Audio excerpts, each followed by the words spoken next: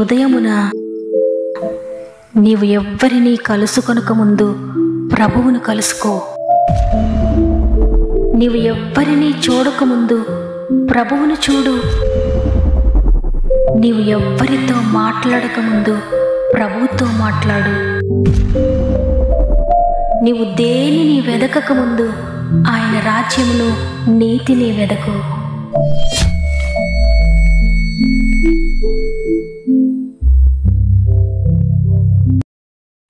Praise the lord. దేవునికి మహిమ కలుగును గాక.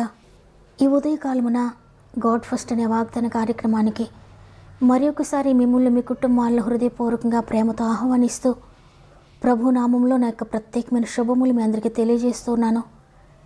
దేవుని వాక్కు ప్రతి దినము మనం ఎందుకు వినాలి, ఆయన వాక్కును ఎందుకు రిసీవ్ చేసుకోవాలంటే ఆయన మాట సమాధానాన్ని ఇస్తుంది, ఆయన మాట ధైర్యాన్ని ఇస్తుంది, ఆయన మాట మన పాదములకు దీపముగాను మన త్రవ్వకు వెలుగుగాను ఉంటుంది.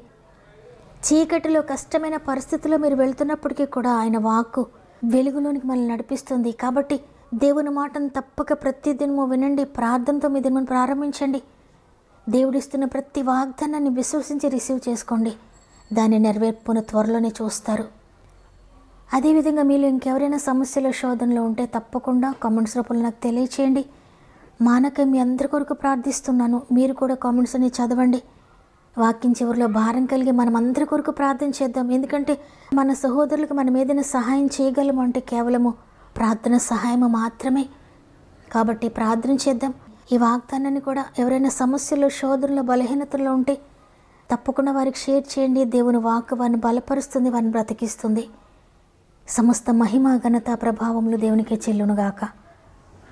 ఈరోజు దేవుడు మనకు అనుగ్రహిస్తున్న శ్రేష్టమైన వాగ్దానం మార్కు సువార్త 11వ అధ్యాయము 24వ వచనము.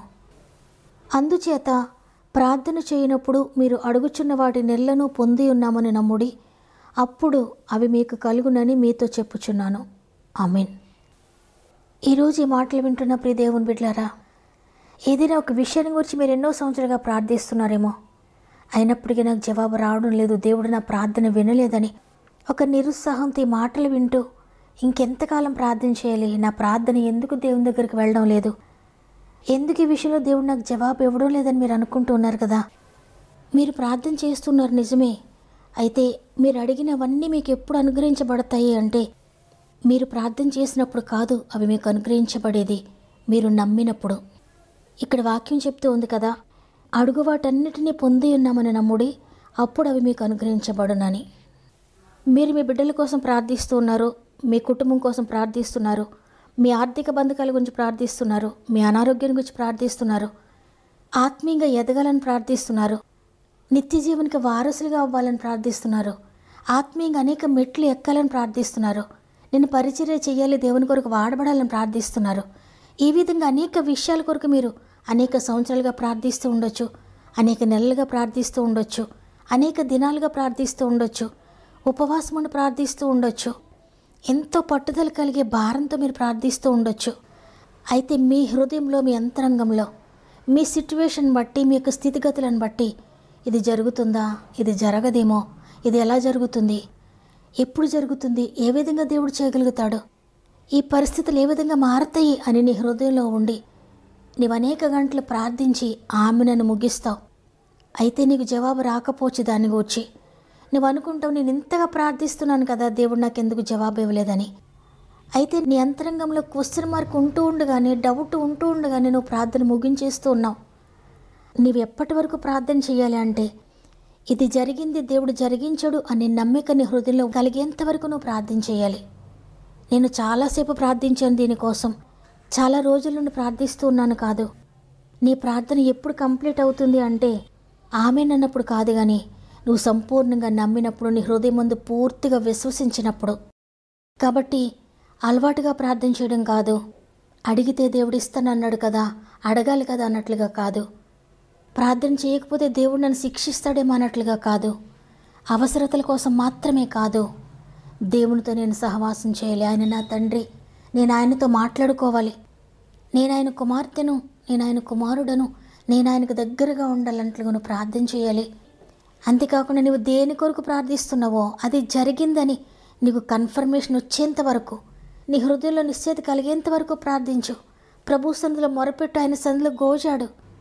అలవాటుగా ప్రార్థించాను కదా, దేవుడిని అడిగాను కదా నువ్వు ముగించి ఆమెనని చెప్పి రావడం కాదు. నీ హృదయంలో ఒక నిశ్చయత కలిగి దేవుడు తన చిత్తానికి తెలిపేంత వరకు కూడా ప్రార్థించు. తప్పకుండా నువ్వు పొందుకుంటావు నువ్వేదైతే అడుగుతున్నావో దానిని. చూడండి, హన్నా కూడా భయంకరమైన వేదనతో దేవుని సన్నిధికి వచ్చింది. తను ఏదో ప్రార్థన చేశాను కదా, అడిగాను కదా ప్రభువును అని వెళ్ళిపోలేదు. కానీ దేవుని సన్నిధిలో మోకరించి ఆయన జవాబిచ్చేంతవరకు కూడా లేవలేదు. మోకాళ్ళ మీద ప్రార్థిస్తూనే ఉంది, గోజాడుతూనే ఉంది, ఏడుస్తూనే ఉంది, కన్నీటితో మొరపెట్టుకుంటూనే ఉంది. హృదయపూర్వకంగా మొరపెడుతుంది, అంతరంగంలోనూ మొరపెడుతుంది. నీవు తప్ప నాకు వేరే ఆశ్రయం లేదని అంతగా దేవునిపై డిపెండ్ అయిపోయి, డాక్టర్స్ కాదయ్యా, మందులు కాదయ్యా, నా ప్రయత్నం కాదయ్యా, ఏది నా జీవితంలో కార్యం జరిగించలేదు, నీవు మాత్రమే జరిగించగలవని అంత నిశ్చయతతో, అంత పట్టుదలతో ప్రార్థించింది. దేవుడు వెంటనే జవాబిచ్చాడు. తన హృదయంలో నిశ్చయత కలిగినప్పుడే ఆమె నన్ను ముగించి సంతోషంగా ఇంటికి వెళ్ళిపోతుందంట. అక్కడ వ్రాయబడి ఉంది, తను ప్రార్థన చేసి వెళ్ళినప్పటి నుండి దుఃఖముఖగా ఉండడం మానేసిందంట. అంటే నేను ఇంక ఏడవక్కర్లేదు, ఎందుకంటే నా దేవుని దగ్గరకు నా ప్రార్థన వెళ్ళిపోయింది, తప్పకుండా ఆయన నాకు ఇస్తాడు, నాకు దయచేశాడు అనే గొప్ప విశ్వాసం కలిగి ఉంది. కాబట్టి ఆ నిమిషం నుండి కన్నీరు కాచడం మానేసింది. ఆ నిమిషం నుండి నాకు పిల్లలు లేరనే మనోవేదనను విడిచిపెట్టింది. దేవుడిచ్చే బహుమానం కోసం సంతోషంతో ఎదురు చూస్తుంది. దేవుడు ఏదైతే తనకు చెప్పాడో అది తన జీవితంలో దేవుడు నెరవేర్చాడో. అద్భుతకరంగా హన్నాకు సమూయేలును అనుగ్రహించాడు దేవుడు. ఈరోజు దేవుడు అదే మనతో మాట్లాడుతున్నారు. నీవు అడుగుతున్నది ఏదైనప్పటికీ నువ్వు ప్రార్థన చేయనప్పుడు నువ్వు అడుగు వాటన్నిటిని కూడా పొంది ఉన్నానని నమ్మండి, అప్పుడు మీకు అనుగ్రహించబడుతుందని. నువ్వు ప్రార్థన చేసినప్పుడు నేను జవాబిస్తాను అనడం లేదు, నీవు నమ్మినప్పుడు నువ్వు జవాబు పొందుకుంటావు, నువ్వు అడిగినవన్నీ కూడా పొందుకుంటావని ఈరోజు దేవుడు నీతో మాట్లాడుతూ ఉన్నారు. కాబట్టి ఈరోజు ఈ మాటలు వింటున్నా ప్రియ చెల్లి, ప్రియ తమ్ముడు, ప్రియ అక్క, అన్న, మీరు దేనిని గురించి ప్రార్థిస్తున్నారు? ఏ పరిస్థితి మీ జీవితంలో మార్చబడాలని కన్నీరు కారుస్తున్నారు? ఇంతవరకు నమ్మకుండానే ప్రార్థన ముగించేశారేమో. దేవుడు నా జీవితంలో కార్యం చేశారు అనే నిరీక్షణని కలగకుండానే ఆమెనని చెప్పి ముగించి, నేను ఎంతో కాలంగా ప్రార్థిస్తున్నాను, దేవుడు తప్పక నా జీవితాన్ని కార్యం చేస్తాడు అని అనుకోవద్దు. అటువంటి నిరీక్షణ మీ హృదయంలో కలిగేంత వరకు కూడా ప్రార్థించండి. ఒకవేళ గర్భఫలం కొరకు అనేక సంవత్సరాలుగా నువ్వు ప్రార్థిస్తున్నావేమో, అయితే ఇప్పటి నుండి హన్నా ఏ విధంగా ప్రార్థన చేసిందో, దేవుడు జవాబిచ్చేంత వరకు, నమ్మిక పుట్టేంత వరకు కూడా దేవుని పాదాలు విడిచిపెట్టలేదో, అదేవిధంగా దేవుడు కన్ఫర్మేషన్ ఇచ్చేంత వరకు కూడా ప్రార్థించు. దేవుని పాదాలు పట్టుకో, అద్భుతకరమైన జవాబు నువ్వు పొందుకోబోతున్నావు. విన్నపాలు విను దైవమా, నా కన్నీరు తుడుచు దైవమా, స్వస్థతనిచ్చు దైవమా, స్తోత్రము యేసయ్యా. విన్నపాలు విను దైవమా, నా కన్నీరు తుడుచు దైవమా, స్వస్థతనిచ్చు దైవమా, స్తోత్రము యేసయ్యా. నీకు సాధ్యమే, సర్వం సాధ్యమే, ఒక్క మాట పలికిన చాలు. నీకు సాధ్యమే, సర్వం సాధ్యమే, ఒక్క మాట పలికిన చాలు. అయ్యా ఒక్క మాట పలికిన చాలు. విన్నపాలు విను దైవమా, నా కన్నీరు తుడుచు దైవమా, స్వస్థతనిచ్చు దైవమా, స్తోత్రము యేసయ్యా. విన్నపాలు విను దైవమా, నా కన్నీరు తుడుచు దైవమా, స్వస్థతనిచ్చు దైవమా, స్తోత్రము యేసయ్యా. ప్రేమగల తండ్రి, నీకు వందనాలు. మరి ఒక్క దినాన్ని మాకు అనుగ్రహించారు. మాకన్నా బలవంతులు, మాకన్నా గొప్పవారు అనేక మంది లోకాన్ని విడిచి వెళ్ళిపోతూ ఉంటే పనికిరాని మాకు, బలహీనమైన మాకు మరల అవకాశాలు ఇస్తున్నారు తండ్రి. నీకు వందనాలు. మీరు అడుగుచున్నవన్నీ కూడా పొంది ఉన్నామని నమ్మండి అని వాగ్దానం చేశారు తండ్రి. ఎంతమంది విశ్వాసంతో ప్రార్థిస్తున్నారో, ఎంతమంది నిరీక్షణతో ప్రార్థిస్తున్నారో, వారి హృదయంలో అపనమ్మిక పోయేంత వరకు ఎంతమంది ప్రార్థిస్తున్నారో, హృదయంలో గొప్ప నిరీక్షణ కలిగేంత వరకు కూడా ఎంతమంది ప్రార్థిస్తున్నారో, వారందరి జీవితాల అద్భుతాలు మీరు జరిగించబోతున్నారు. ఈ విధంగా ప్రార్థించే ఇట్టి విధమైన ప్రార్థనా శక్తిని ప్రతి ఒక్కరికి దయచేయండి. ప్రార్థనాత్మతో ప్రతి ఒక్కరిని నింపండి అయ్యా. ప్రార్థన మాత్రమే పరిస్థితులను మారుస్తుందనే గొప్ప సత్యాన్ని ప్రతి ఒక్కరికి తెలియచేయండి. అలవాటుగా ప్రార్థన చేయడం కాదు, దేవునికి భయపడే ప్రార్థన చేయడం కాదు, అవసరతల కోసం ప్రార్థన చేయడం కాదు, నేను నా ప్రభుతో మాట్లాడుకోవాలి, నా తండ్రితో మాట్లాడుకోవాలనే ప్రేమతో ప్రార్థించి అద్భుతాలు చూడడానికి ప్రతి ఒక్కరికి సహాయం చేయండి. మరి ముఖ్యంగా ఎంతమంది సమస్యల్లో ఉన్నారయ్యా, ఎంతోమంది కష్టాల్లో ఉన్నారు, ఎంతోమంది కన్నీటి పరిస్థితుల్లో ఉన్నారు.